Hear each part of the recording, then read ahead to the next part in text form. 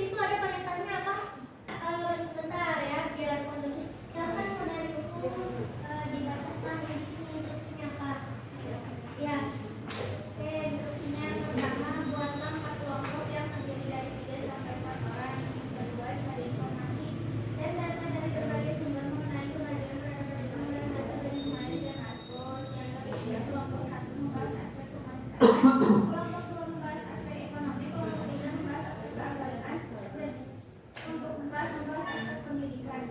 Setiap kelompok membuat peta konsep atau poster yang menggambarkan kejayaan tersebut. Kumpulkan peta konsep atau poster yang telah selesai di link Google Drive kelas.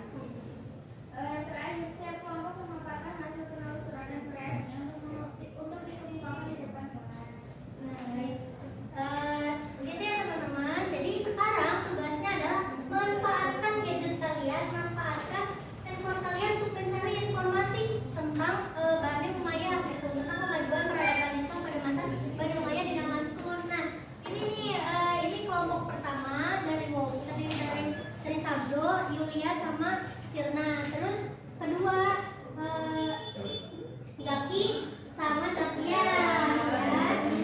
Dan kedua ini Yulna, Maya sama Yulia. Yang keempat Yuliana, Bulan sama Yasmin ya. Silakan teman-teman dicari informasinya terusnya.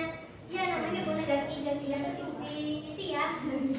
Dicari informasinya terus dibuat peta konsep dan posternya. Teman-teman bisa kan bikin peta konsep? Bisa. Poster. Yang udah boleh angkat tangan ya. Langsung memaparkan hasil pencariannya, silakan. Teman-teman, apa tugasnya di Google Drive itu memanfaatkan teknologi saat ini ya, biar kita nggak ketinggalan zaman gitu. Ada batas pengumpulan. Ibu ini jelasin.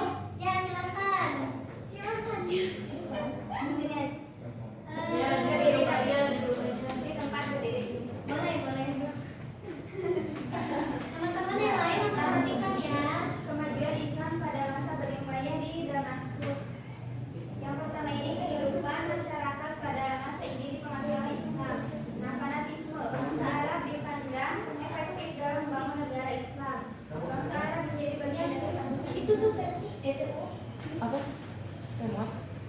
Nah, yang kedua, masjid dan bangunan artistik banyak dibangun memenuhi kota. Gaya Persia dan nuansa Islam dipadukan sangat kental pada setiap bangunan. Nah, yang ketiga, imam mazhab yang hidup pada masa ini adalah Imam Hanafi, Abu Hanifah, dan Imam Malik bin Anas. Pada bidang tasawuf terdapat Hasan Asy'ari dan Rabi'ah Adawiyah dalam bidang hadis. Terdapat Umar bin Abdul Aziz dalam bidang tafsir. Terdapat Abdullah bin Abbas dari Madinah dan Abdullah bin Mas'ud dari Mekah, Adi, Zubair dan menjadi murid bin Abbas. Nah, yang terakhir ini ilmu agama sudah tampak berkembang pada masa Bani Umayyah ini. Banyak ulama yang fokus pada dunia ilmu agama seperti tafsir hadis, hukum Islam. Nah, selain hadis, dasar itu berkembang mulai ilmu yang berhubungan dengan ilmu agama, yaitu ilmu bahasa, nahwu, bahasa dan sastra. Ya, terima kasih ya yang Livia telah memaparkan. Teman-teman boleh dikasih apresiasi untuk yang sudah bagus ya, sangat bagus sekali penjelasannya. Silakan siapa selanjutnya Juliana? Boleh. Kemajuan Islam pada masa Bani Umayyah di bidang pendidikan. Nah, itu tuh ada di bidang pengembangan ilmu pengetahuan. Di situ itu dibaca. Dinasti Umayyah berjasa besar dalam mengembangkan ilmu pengetahuan. Mereka menjadikan masjid sebagai pusat aktivitas ilmiah, termasuk syair, sejarah, diskusi dan akidah serta pembelajaran lainnya. Di daerah taklukannya banyak pula didirikan masjid. Masjidil Haram di Mekah dan Masjid Nabawi di Madinah menjadi pusat perkajian ilmu yang sering dikunjungi oleh orang-orang Islam di berbagai daerah. Jadi mereka itu menebarkan ilmu agamanya itu di masjid-masjid. Nah, terus di bidang pendidikan Islamnya telah dikembangkan pada pola yang lebih baik dibandingkan pada masa sebelumnya, yaitu zaman sebelumnya berarti zaman kekhalifahan ya, zaman Rasulullah. Dibandingkan pada mana kajian ilmu di masjid, kutub serta majelis sastra sebaru menjadi tanda perkembangan tersebut. Terus ada ilmuwan muslim. Nah, contohnya itu seperti ilmuwan yang pertama kali menerjemahkan buku-buku berbahasa Koptik dan Yunani tentang astronomi, kimia, dan kedokteran adalah Khalid. Terus ada Abdullah bin Abbas dan muridnya bernama Atta bin Roba, adalah orang pertama yang mendalami ilmu fikih di Mekah. Yang ketiga ada Zaid bin Sabit. Zaid bin Sabit itu siapa ya? Menuliskan?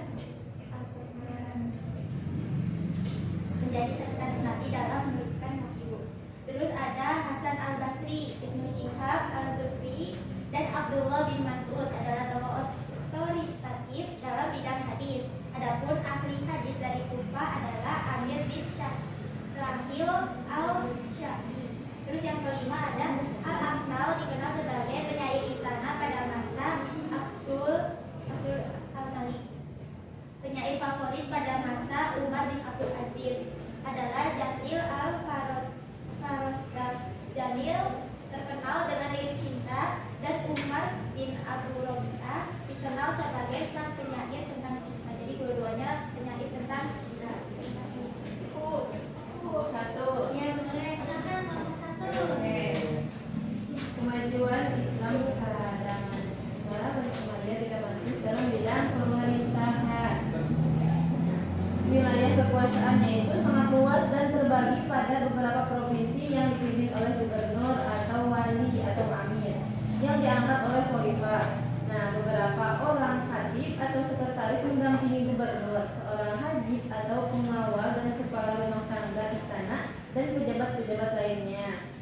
Nah, untuk selanjutnya, lembaga al-khatib terdiri atas khatib al-rasail atau sekretaris negara, khatib al-khuruj atau sekretaris pendapatan negara, ada khatib al-jun sebagai sekretaris militer, ada khatib asyurta atau sekretaris kepolisian, dan sekretaris hadi atau panitera. Nah, para khatib tersebut memiliki tugas untuk mengelola administrasi negara secara rapi dan baik untuk mewujudkan kemaslahatan. Nah, selanjutnya ada pengaturan pejabat atau siapapun yang ingin bertemu dengan khalifah dipegang oleh al-hajib. Adapun tugas pemeliharaan keamanan masyarakat dan negara dikelola oleh lembaga asyurta. Selain itu, dalam pemerintahan Bani Umayyah dibentuk juga beberapa diwan atau departemen. Ya. Nah, terima kasih. Teman-teman boleh kasih apresiasi buat tadi Yuliana sama Kina. Kelompok 2 dan kelompok 1. Nah, sekarang tinggal satu nih, silakan kelompok 2.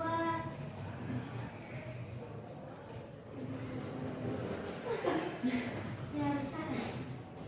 Baik, terima kasih Ibu. Di sini kami kelompok 2 akan membahas tentang bidang ekonomi dari Bani Umayyah. Nah, pada masa Bani Umayyah dicetak mata uang khusus, juga mengembangkan beberapa jabatan sehingga memperbesar lapangan pekerjaan. Gaji tetap yang diperoleh berdampak pada kesejahteraan. Pengumpulan pajak ditetapkan oleh khalifah.